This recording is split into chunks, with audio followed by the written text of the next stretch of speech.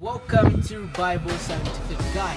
Now, if you're watching my videos for the first time, my name is Dominic, and I'm here with my very good friend. My name is Ahmed. Okay, so now Lanzini here is going to be helping me out explain some things in physics. In my previous video, I had said that I'm going to incorporate physics into Bible study guides. Now, the first thing that you must know in physics is that physics has three parts. And what are those?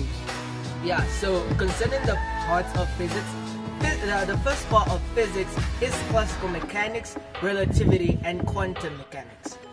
Oh, so we want to know what the first part is, which is classical Mechanics. So continuing on, we're talking about classical mechanics. Classical mechanics was developed and refurbished, I don't know if that's a word, by Isaac Newton.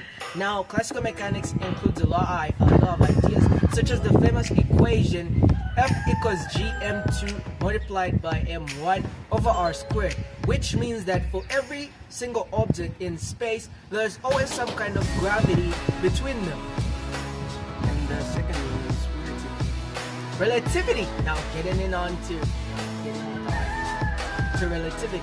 Relativity was first developed and first published by Albert Einstein in 1905, and when it was really taken seriously in the scientific world was when he did an experiment to explain and to literally debunk British physics by saying that Isaac Newton was wrong when it came to gravity. Gravity was not a force, but it was actually the bend of space-time. The theory of relativity has two parts: special theory of relativity and general relativity.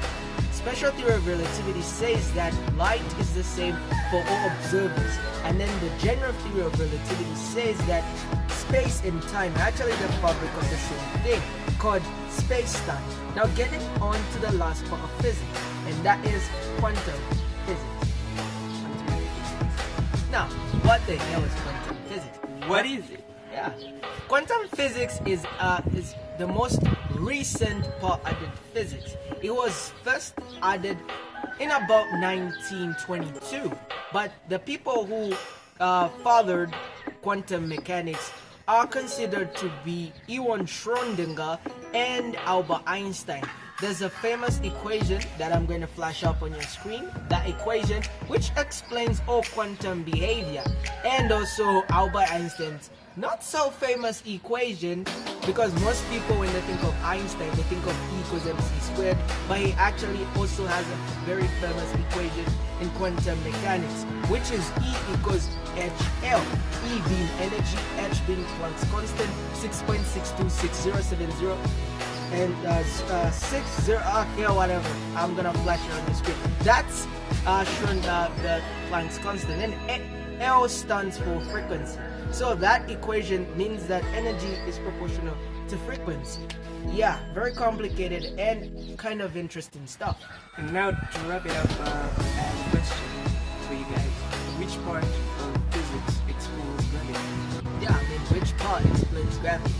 In fact, when it comes to this question, it's actually called the Great Chasm of Physics.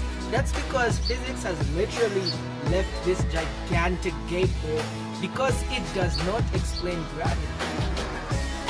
Some of the ideas which have come up to explain gravity are loop quantum theory and string theory. String theory explains everything as being elementary particles of vibrational strings, and then loop quantum gravity explains everything as being certain quantized quantities called spin networks, which are 10 to the power negative 35, which is actually even more or greater than Planck's constant. Yeah, thank you guys. Yeah, thank you for watching this video. Do you want in the next video, how about he talks about the certain thing? Now, thank you so much to my friend Ahmed Lanzini. He's actually the person who taught me some of these things I just talked about. He might seem quiet, but he's actually just a little soft spoken. Thank you so much for watching this video. God bless.